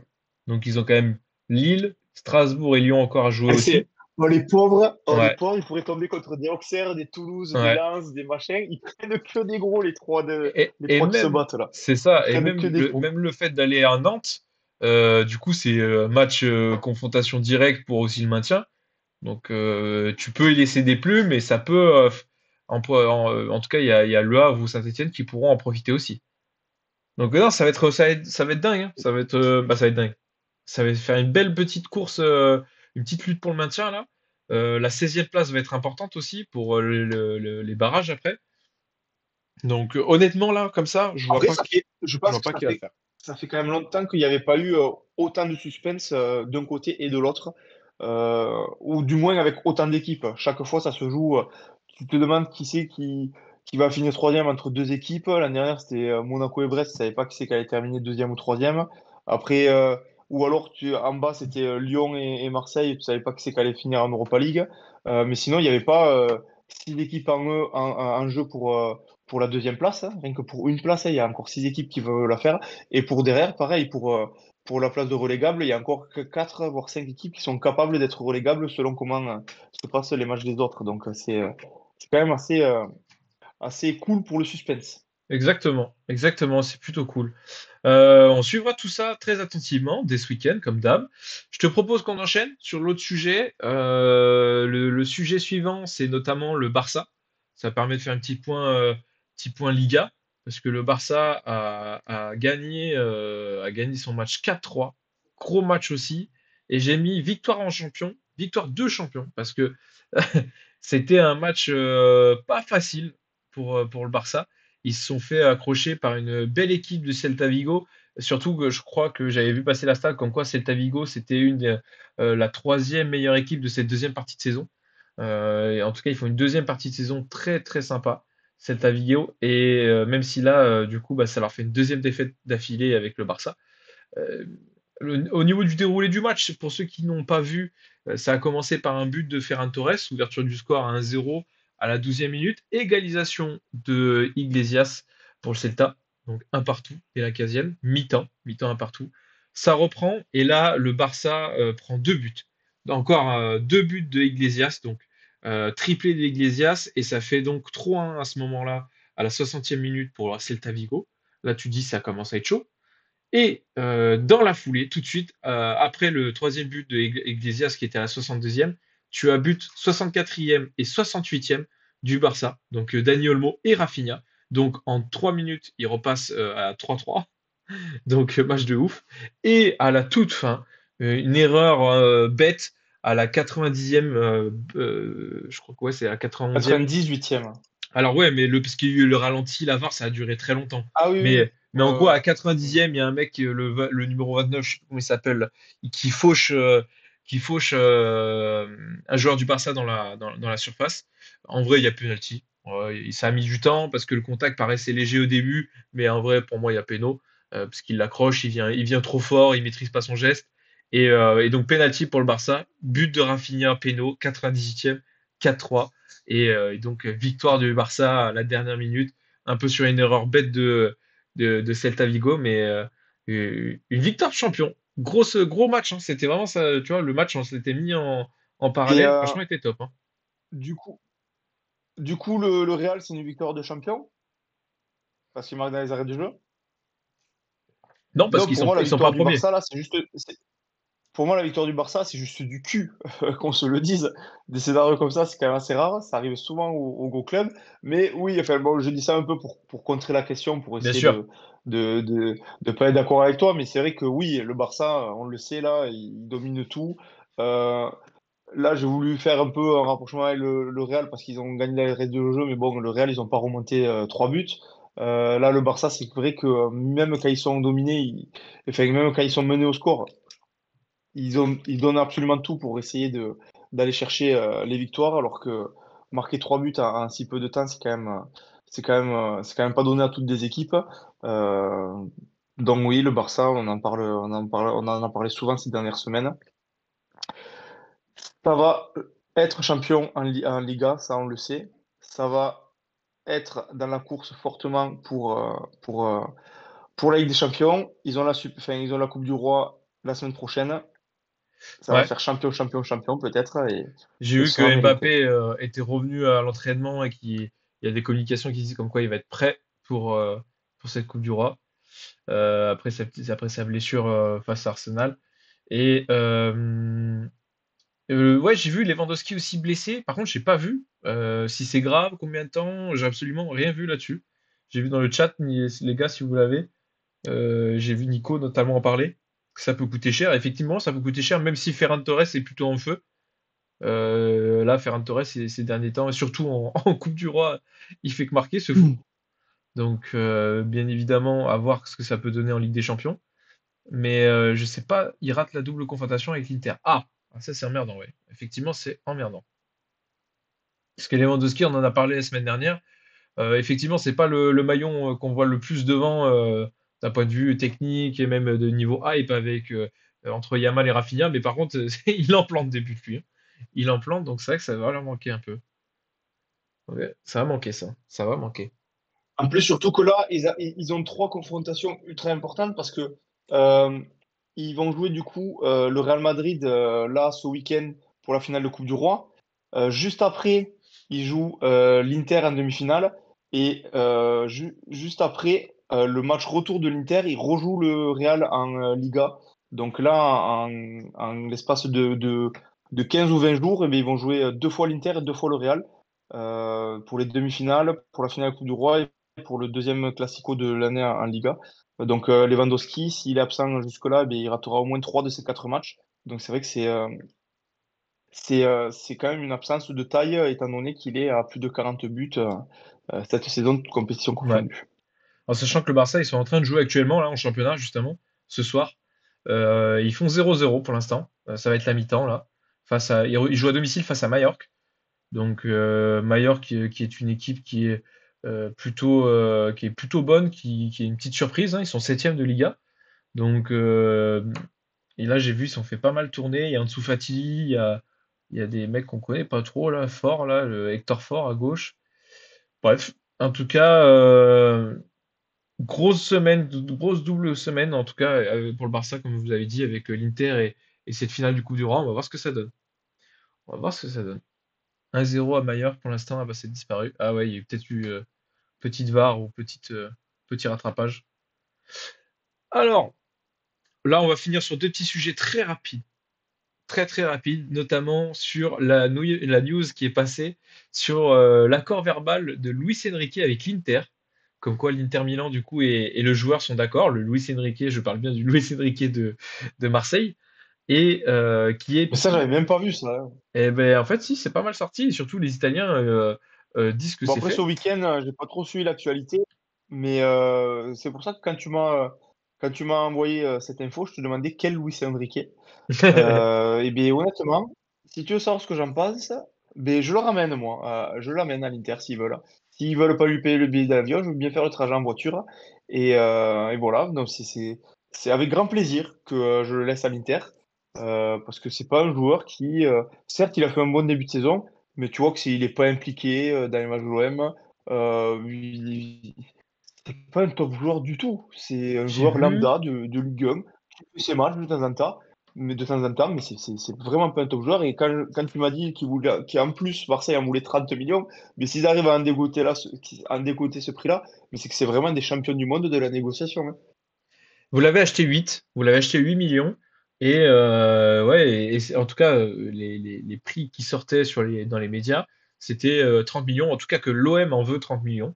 Et en sachant que si le joueur et le club, et le futur club Inter Milan sont déjà mis d'accord, c'est qu'il y a le club, il y a une vraie ambition de l'acheter. Donc, même si c'est pas 30, c'est un peu moins, ça c'est à mon avis une belle opération. Parce qu'en même temps, il est Oui. sur 9 buts et 7 passes D toutes compétitions confondues. Bon, du coup, pour Luis Enrique, il a quand même ses stats. Ouais, toi, ça te dérangerait pas, toi, tu l'emmènes, tu le vires.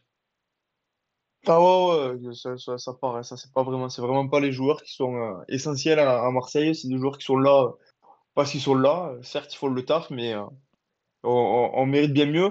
Et je suis sûr que si on en prend 25 millions, eh ben avec 25 millions, on peut acheter un joueur bien meilleur. Je vois Dush qui dit à condition qu'il nous donne pas Thuram à la place. Tu le prends s'il te file Thuram? Tu le prends, toi, ou quand même? Ah ben ce serait meilleur que Luis Enrique déjà. Ouais, c'est Après, sûr. enfin, ce serait meilleur que même la plupart des joueurs de l'OM actuellement. Donc, euh, donc à voir. Mais bon, c'est Euh, impossible. Ah. ouais. Dernière, justement, pour faire la transition avec l'Inter, la Serie A, etc. Dernier petit sujet. Là, l'Inter, du coup, a perdu face à Bologne, avec une jolie petite retournée d'ailleurs. Et Naples a gagné, ce qui fait que du coup, Naples et l'Inter sont égalité de points, 71 points devant. Donc là, la course au titre euh, va se jouer entre les deux. Ça, on le savait depuis un petit moment, mais du coup, il reste 4 matchs pour même 6 matchs pour les départager. Parce que là, le championnat, c'est vrai qu'il est un peu plus élevé, un peu plus grand.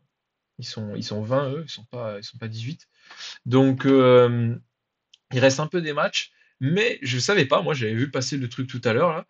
L'Inter et Naples, s'ils finissent par exemple égalité de points, dans le scénario, ils finissent égalité de points à la fin du championnat, il n'y a pas de différence de but qui Ouais, s'applique. ils disputeront une finale. Une finale, c'est incroyable Ouais. ça. Je trouve ça ouf. Finale avec penalty Ça, je trouve direct. que c'est génial. C'est génial en vrai. Je trouve que c'est génial, c'est une super bonne idée. Euh, Après, c'est juste un peu dommage quand tu dis, ouais, l'importance des buts, du coup, parce que souvent, quand tu prends un but à la fin, tu dis, putain, dommage pour le goal average et tout. Donc, c'est dommage dans ce sens-là. Peut-être que à l'avenir, s'ils font ça dans tous les championnats, ben, ça veut dire que quand tu gagneras 3-0, ben, tu n'auras plus forcément envie d'aller mettre le quatrième, le cinquième, le sixième. Et donc, ça donnera des matchs un peu plus mous sur la fin quand il y aura une branlée vite. Mais par contre, pour le suspense Pour le show, ouais. et pour vibrer, pour le show, exactement, c'est clair que c'est une super bonne nouvelle. Mais j'ai peur que si jamais ils appliquent ça un peu partout, dans toutes les compétitions ou dans tous les championnats, ça donne un peu moins de bonnes fins de match en cas de gros score d'entrée. Après, le goal average, il a un intérêt parce que le match apparemment ne se ferait pas. Tu vois, j'ai regardé pour être sûr, mais c'est bien ça.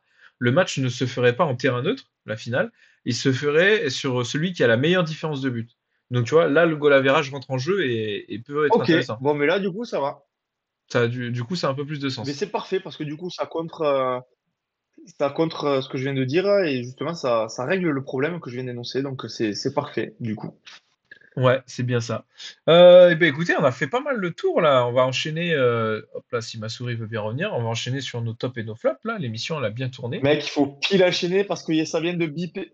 Mes AirPods viennent de biper, j'entends plus que d'une oreille. On va Ah plus merde. m'entendre dans quelques secondes. Moi, je vais Bah, plus entendre. Donc, non, mais vas-y, ouais. j'enlèverai les écouteurs au pire. Ouais, Ça bah, peut tenir, ça on peut va aller vite. tenir. Mais oui, oui, ça va tenir. Ah bah, on va aller vite. Là, on fait les tops et les flops. En plus, ça va aller assez vite parce que moi, je vais commencer par mes tops. Bah, mes flops, on a parlé de Lyon. J'étais obligé de les mettre pour visuellement mettre qu'ils ont passé une semaine de merde et forcément, ils sont dans les flops, notamment leur mauvaise prestation d'hier soir, avant-hier, pardon, face à saint Et dans mes tops, j'ai commencé par mettre le joueur de Martigues. Je sais pas si tu as vu. Je sais plus son nom. Je crois que c'est Mendy son nom. C'est le joueur de Martigues qui a marqué le but de la victoire face à Caen et qui du coup a assuré la descente en nationale de Caen, donc la descente de Ligue 2. Et il a fait la Ouais. célébration de Mbappé, ce gros forceur.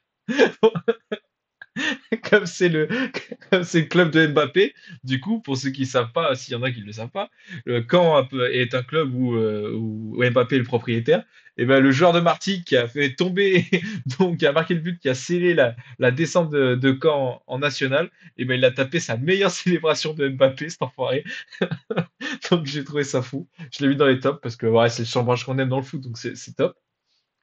Et j'ai mis aussi le format foot. Alors, pour tous ceux qui suivent le compte de Rond comme un ballon sur Insta, vous avez vu les stories. Je suis allé voir ce match dans l'Isère, qui était la demi-finale d'Isère. Et j'ai assisté à un match de fou. Et c'était une demi-finale, donc format foot face à Voiron. L'US Entente Voironnaise, je crois, c'est un truc comme ça. Et il y a eu 4-0 à la mi-temps pour Voiron, pour format foot. Et Voiron est revenu à la deuxième mi-temps à 4 partout. Donc il y a eu, non, c'était un match de fou, que des buts, 4-4, penalty, ils se sont qualifiés, donc ils sont en finale de Coupe d'Isère, match de fou, des cartons rouges pour le gardien, une belle ambiance. Donc ça méritait d'être dans les tops. Et encore bravo à eux, ils ont fait un sacré parcours, surtout qu'ils jouent que contre des équipes avec des divisions supérieures. Donc ils méritaient d'être dans les tops cette semaine. T'en viens sur ceux de Cyril? Ouais, je peux faire en plus ceux de Cyril, ils sont ultra intéressants, notamment sur son top. Je vais hop prendre sa petite explication, parce qu'il nous a fait un joli petit texte pour nous expliquer un peu ses tops et flops. Pour passer rapidement pour ses flops, parce que le Texier, on en a bien parlé, il a mis le Texier et l'Avare, c'est clownesque. Le Texier qui a cessé de se contredire, ça c'est tout ce qu'on a dit sur le fait que bah, il veut protéger les joueurs, mais en fin de compte, bah, ses décisions sont contraires. Et il voulait surtout mettre en avant aussi qu'il y a encore une fois une commission qui dit qu'il y a zéro erreur. Il n'y a pas eu d'erreur, il n'y a pas eu de sanction pour les arbitres. Donc il voulait surtout mettre ça en avant. Et notamment sur le fait que Delageau, celui qui était à la VAR, donc qui a amené cette erreur-là, va être arbitre principal vendredi au PSG Nice. Donc il dit que c'est impensable, il n'y a pas de sanction, personne ne se remet en question. Donc ça le rend fou. Et il voulait parler de Guillaume Rest, le gardien de Toulouse. Il a dit s'il n'aime pas être gardien, il a qu'à le dire, il change de poste parce que parce que apparemment il est pas bon du tout.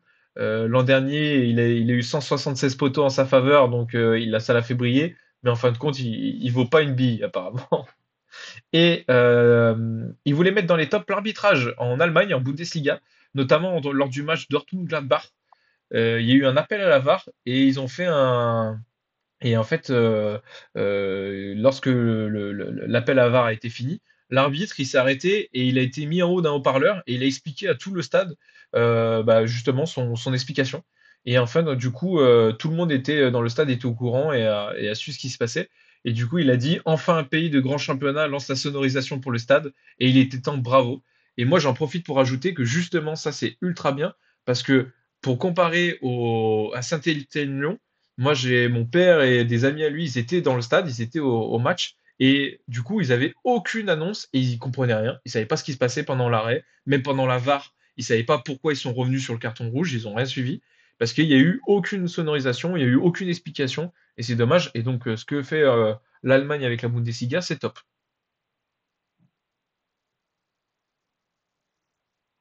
Et c'est pour ça que ça mérite d'être dans les tops. C'est parfait. Exactement. Allez, à moi, je vais enchaîner. Donc, en flop, j'ai mis le Toulouse Football Club parce que je me demande si ça leur plaît encore le football. Ils sont sur 5 défaites d'affilée. Ils sont sur un rythme bien montpelliérain, là. Donc, je ne sais pas si c'est les couleurs de l'Occitanie qui leur font prendre ce chemin-là. Mais bon, pour nuancer un peu quand même ce que je vais dire, c'est aussi, je les ai mis en flop pour dénoncer un peu ce système de Ligue 1 qui malheureusement, étant donné qu'ils n'ont plus rien à jouer depuis maintenant un mois et demi, 2 mois, ça n'incite pas forcément les joueurs à se motiver pour aller gagner certains matchs. Là, ils sont en milieu de tableau. On sait qu'ils joueront ni l'Europe ni la descente. Donc c'est vrai que c'est compliqué pour ces clubs-là de rester motivés jusqu'à la fin de saison. Au même titre que des Brest ou des Auxerre, on voit ils sont capables de gagner des matchs ou de perdre des matchs totalement ridicules. C'est vraiment pas motivant pour ces clubs-là quand tu es à milieu de tableau. Mais justement, Toulouse, ils sont un peu habitués de cette place-là, mine de rien. Chaque fin de saison, à part dernièrement, mais la plupart du temps, la fin de saison, elle rime à pas grand-chose. Dans les tops, ben, je mets aussi Iglesias du Celta Vigo qui a mis un triplé face au Barça. Donc, bon, pas grand-chose à dire de plus. Hein. Tu mets un triplé face au Barça, donc c'est très très beau. Et enfin, mes second top, bon, c'est extra sportif cette fois-ci. Donc là, c'est une photo de mon frère avec un de ses super potes. Bon voilà, ils sont en grande forme olympique, comme vous pouvez le voir, ils n'étaient pas à leur premier verre. Mais du coup, ce samedi, je suis rentré en Aveyron, on a fait un repas gueuleton. Donc c'est eux qui sont occupés du barbecue, il y avait plein de côtes de bœuf, il y avait un énorme gigot de sanglier, Bah. ils ont fait ça à la perfection. Mais c'est pas pour ça que j'ai mis dans le top, bien qu'ils mériteraient d'être pour ça. Mais c'est parce qu'à un moment, ils sont arrivés avec un énorme plat de pain toasté avec du pâté et qu'ils ont dit, oh, c'est le pâté de la grand-mère. Boum, ils ont posé ça au milieu de la table. À l'espace de genre 20 minutes, 25 minutes, le plat explosé et ils nous ont appris le lendemain matin qu'ils étaient allés à Carrefour juste à côté acheter de la pâté pour chat et qu'ils avaient tartiné le pain de pâté pour chat Non. et ils nous ont fait bouffer de la pâté pour chat, ces fils de... C'était exceptionnel. C'était exceptionnel, je te jure. Alors, pour ma défense, Non. j'ai mangé un seul morceau exactement pour ça, parce que je me disais, ce pâté, il est quand même bizarre, sauf que vu qu'il faisait que dire c'est le pâté de la grand-mère, j'osais pas dire, ouais, il est pas ouf le pâté, tu vois. Non, mais attends, et Donc, vous l'avez là, torché. Notamment le Dalbé, je pense que lui, il a pris 4 ou 5 des morceaux. Il était juste devant lui, le plat. Mais ces bâtards, ils ont fait bouffer du pâté pour chat, donc voilà, c'est pour ça que je l'ai mis le flop, ça n'a rien à voir avec le foot. Oh, c'est Je voulais exceptionnel. raconter cette histoire parce que quand il m'a dit ça le lendemain, et encore, je pense qu'il y en a, ils sont même pas au courant. Et quand il m'a dit ça le lendemain, j'étais mort de rire, j'ai dit bravo, là t'as fait. Ah, mais c'est exceptionnel. Mais et ça a été tout mangé. Ah, finito. Ah ouais. Ah, mais c'est Bon, après, exceptionnel. c'est correct. Ah, bravo, messieurs. C'était pas bon, quoi. Bravo, messieurs. Alors là, c'est exceptionnel. Putain, le pâté pour chat.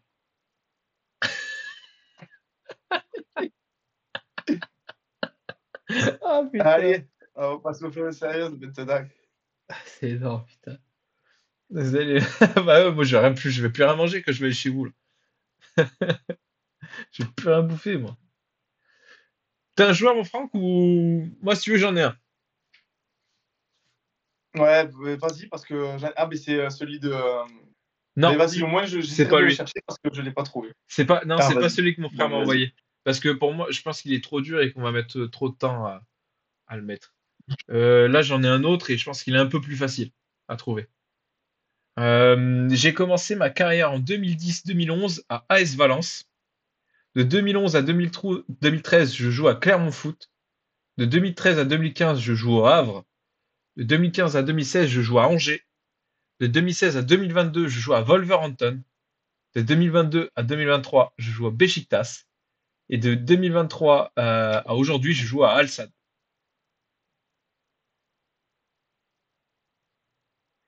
Valence, j'ai commencé en 2010.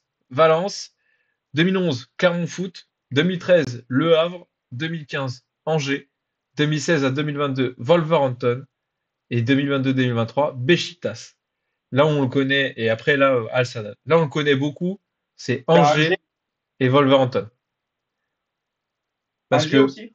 Angers un petit peu, ouais, parce qu'il fait une très bonne saison en Ligue 1 et c'est pour ça qu'après il part en Wolverhampton. Mais plus Wolverhampton. Parce que Clermont Foot et Le Havre avant, c'est de la Ligue 2. Il joue en Ligue 2. Donc je pense que vous ne le voyez pas, mais il est monté, il a joué en Ligue 1 à Angers, il fait une bonne saison. Et du coup, après, il file en Angleterre à Wolverhampton et il y reste longtemps. Et c'est un joueur qui a bien joué à Wolverhampton. Hein. Il a 200 matchs avec Wolverhampton. Et après, il est parti au Beşiktaş.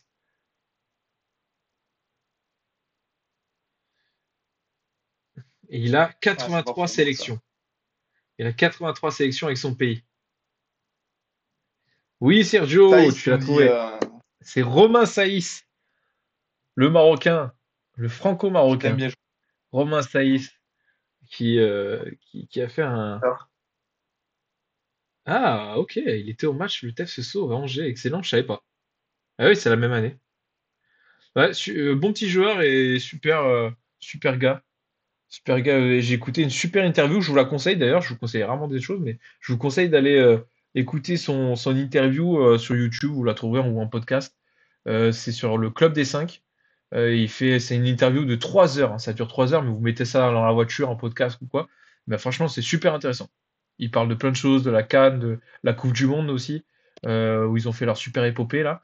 Donc, non, en plus, c'est un super gars, super intéressant. J'ai bien aimé, moi. Donc, je vous la conseille.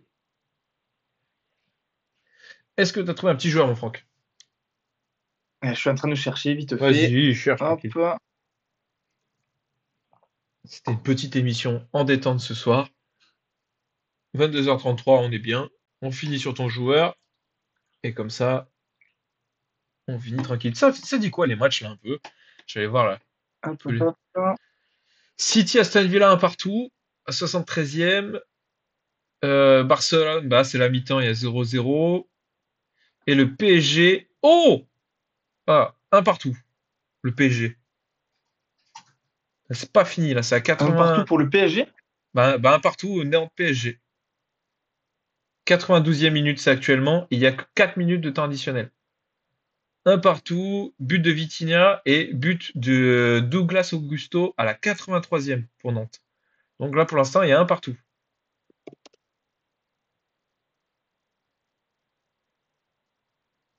Hop, je pense que j'en ai un. Il peut être compliqué, ça dépend. Ça fait Ça des va être matchs. pour les amateurs de première ligue. Ah, voilà, ça fait des matchs. Ça fait des points pour Nantes là. Allez, on t'écoute. Allez, On vous êtes t'écoute, prêts mon pour Franck. le petit joueur avant qu'on vous laisse? Allez, je commence ma carrière en 2007 au FC Bruxelles. En 2008, je signe à Courtrai. Et j'y reste un an. En 2009, je signe à Anderlecht, où j'y reste jusqu'en 2014. En 2014, je signe à West Ham United, et j'y reste jusqu'en 2018. De 2018 jusqu'à 2022, je joue à Crystal Palace. Et 2022-2024, Nottingham Forest.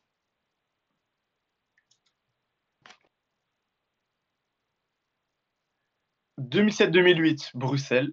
2008-2009, Courtrai. 2009-2014, Anderlecht.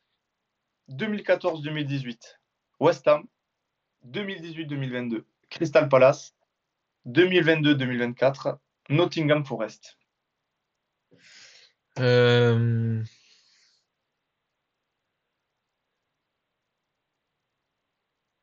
Alors là, Crystal Et il Palace, a Nottingham 90 Forest. sélections dans son pays.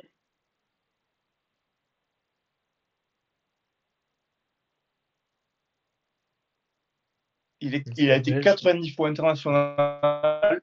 Et pour vous donner un petit indice, il n'est pas belge. Ah! Putain, moi je cherche un belge, je trouve. Ouais, Ah, c'était lourd. ouais, bah c'est sûrement même du coup, un Africain. À Nottingham. Est-ce que c'est pas. Alors attends, Nottingham, pas 150. C'est c'est pas l'attaquant là, la masse là, Iwani, Inouï, je sais pas comment il s'appelle. Non, non, c'est pas lui. Ok, c'est pas lui. Alors non, enfin, je ne pense pas qu'il joue actuellement à Nottingham Forest. Ah! Ah merde, je croyais. Je crois qu'il a arrêté la saison dernière. Enfin, en fin de saison dernière. Ah, ok. Donc ça change. Donc je me focus. Avant, donc t'as dit, il a fait Crystal Palace avant Nottingham, et avant Nottingham, c'est West Ham. Attends, Crystal Palace, c'est West Ham. Oui, c'est ça. West Ham, Crystal Palace et Nottingham. Donc, il a fini sa carrière en mode pépouze à Nottingham. Mais sinon, c'est West Ham, ou là où il est arrivé.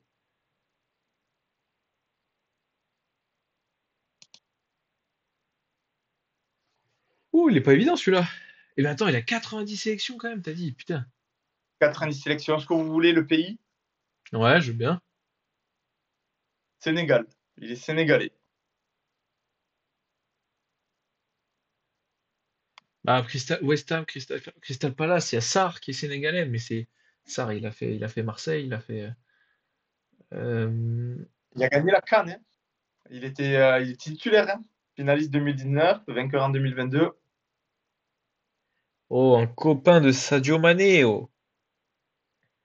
Un copain de Sadio Mané. Alors, je ne Donc, sais pas s'il y en a qui nous rejoignent dans le chat. On est en train de chercher un joueur sénégalais qui a commencé sa carrière en 2007 à Bruxelles. En 2008, il a signé à Courtrai. 2009-2014, Anderlecht. 2014-2018, West Ham. 2018-2022, Crystal Palace. 2022-2024, Nottingham Forest.